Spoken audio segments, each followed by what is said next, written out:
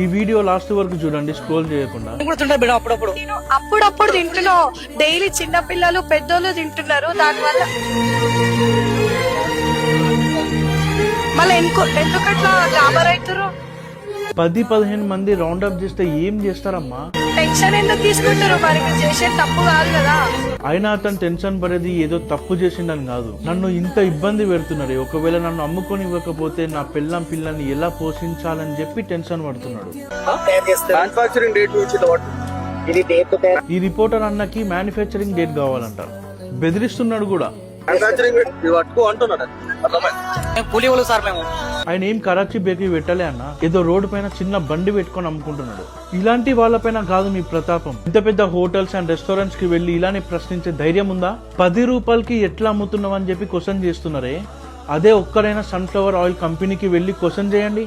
KG sunflower seeds 200 రూపాయలు కదా, 1 litre నూనె రావాలి అంటే 2.5 kgs కావాలి, దాదాపు 500 రూపాయలు సన్ఫ్లవర్ సీడ్స్ కే కావాలి. మీరు 150 రూపాయలకే ఎట్లిస్తున్నారు లీటర్ నూనె అని చెప్పి క్వశ్చన్ చేయండి.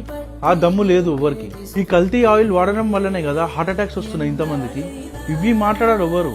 ఇలాంటి పేదవాళ్ల పైన దౌర్జన్యం చేస్తారు. ఇలా పేదవాడిలా పుట్టడం వాళ్ళ తప్పు కాదు కదా. Please share this video to everyone. కనీసం నెక్స్ట్ టైం అయినా ఇలాంటి వాళ్ళకు అన్యాయం జరిగేటప్పుడు ప్రశ్నించడానికి కొంతమంది ఉండాలి.